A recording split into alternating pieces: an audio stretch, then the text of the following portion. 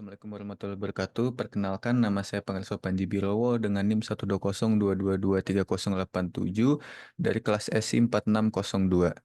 Kali ini saya akan menjelaskan tentang teknik black box testing. Nah, apa sih teknik black box testing itu? Itu teknik pengujian perangkat lunak atau sistem tanpa perlu mengetahui bagaimana perangkat lunak atau sistem yang diuji itu bekerja. Nah, tim penguji hanya menyediakan sebuah input dan melakukan observasi terhadap output yang dihasilkan.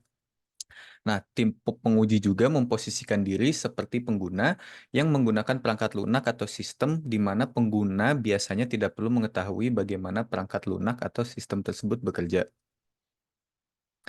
Oke, eh, topik yang saya pilih yaitu boundary value analysis. Apa sih boundary value analysis itu?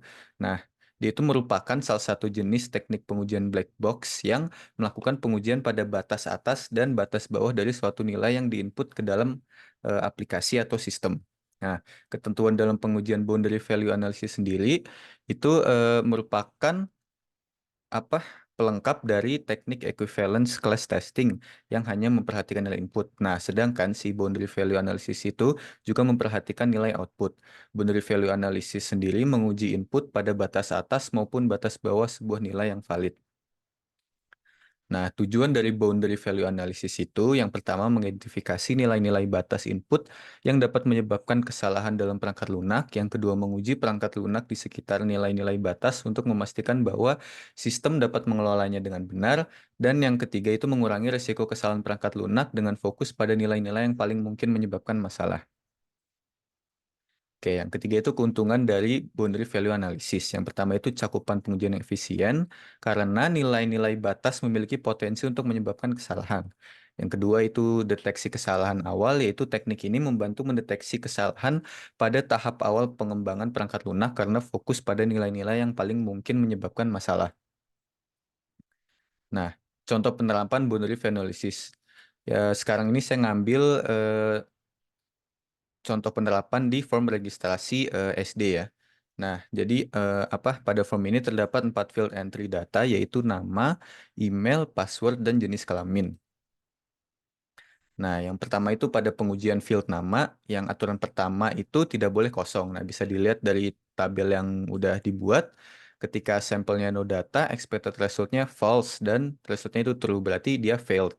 Nah, ketika diisi nama bagus, ya bagus itu expected resultnya true berarti sukses. Nah, aturan data yang kedua itu harus terdiri dari batas bawah minimal 3 dan batas atas maksimal 30 karakter. Nah, ketika no data ya failed. Nah, ketika bagus ini karena telah melebihi nilai batas minimum yaitu bagus, jadi dia sukses, dan ketika inputan itu lebih dari 30 karakter dia bakal fail. Nah, yang kedua itu email, sama yang pertama itu tidak boleh kosong, bisa dilihat di tabel. Ketika no data itu failed. Nah, terus aturan entry pada kedua itu inputan minimal 10 karakter dan maksimal 30 karakter. Nah, ketika menginput 10 karakter itu sukses, seperti ad123@gmail.com ini sukses. Nah, tapi juga pas @gmail.com ini kan 10 karakter juga. Nah, dia bakal sukses juga. Jadi kurang bagus gitu.